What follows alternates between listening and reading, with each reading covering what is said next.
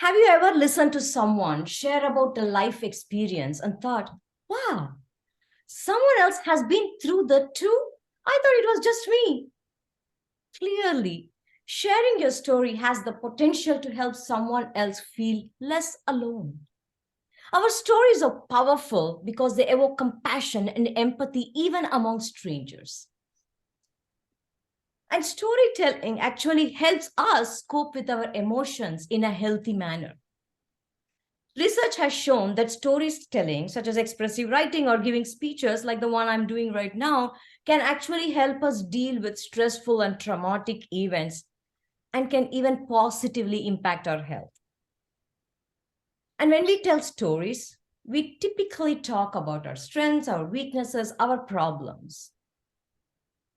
By exploring our experiences in depth, we actually discover the true causes of our struggles, as well as how we can use our strengths to fight them.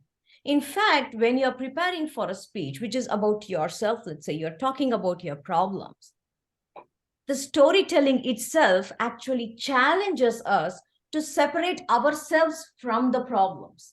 It helps us to look at it a bit differently from some other perspective and helps us cope with our problems and solve, in fact, helps us make rational decisions. Let me tell you a short story. There was this girl who grew up in India. Her name was Shobha. She was a lively little happy-go-lucky girl with two sisters, parents, growing up in southern part of India. When she was around 5 years old, she got a disorder, skin disorder called vitiligo, which are white patches all over the body. You would have seen a lot of people with those patches. And she did feel a bit depressed because of those patches and wondering how her life would turn out to be. But as a child, you rarely think about those things much.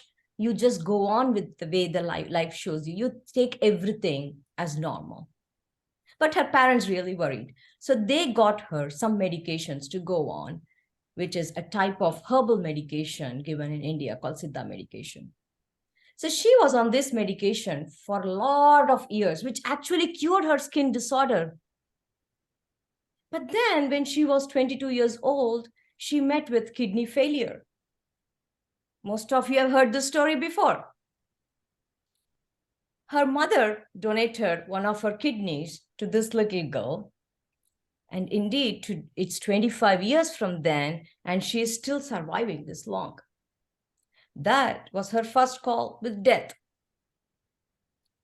Then over time, she was a successful engineer, grew up, and nothing stopped her from moving ahead in life. She came to the US of A just because she married this wonderful young man and decided to be with him in California. Then when she moved here, exactly 7 years later, after her transplant, she met with her first bout with cancer. It was a long surgery. In fact, the surgery was a feather in her surgeon's cap. She came out of that surgery and then went through the works for cancer, which is chemotherapy, losing her wonderful hair, along with a lot of other symptoms and side effects.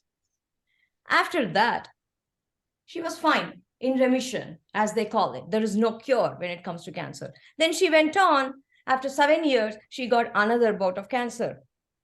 This time it was in her bladder. Okay, she had one more massive surgery. And you would think it stopped there, but then 2 years later, she got one more bout of cancer. This time it was in her liver. No worries. She went through that surgery as well. And then once again went through chemo. By then she was a pro. She knew how chemo would feel.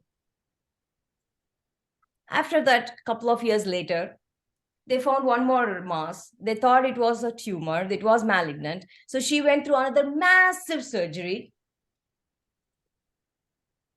But then it was not cancerous. Wonderful news. And 8 years later, she's standing in front of you. Now, why am I telling this story? Because I'm hoping the lessons I learned from my journey would help others. And what am I doing for that? One way to express myself is to write a book. So I would like to let you all know that I have my book coming, which is called My Race Against Death. And I am sharing the lessons learned from my health struggles. And I just want everyone to know you are not defined by your struggles. You are not your disease. There are two key takeaways that I want to let you all know. Two important lessons. Number one, don't put yourself in a box. You're not your disease. I don't want to be identified just as a cancer survivor. I am a daughter, a wife, a daughter-in-law, a godmother, a volunteer, a toastmaster, a friend, a sister, and above all, a successful career woman.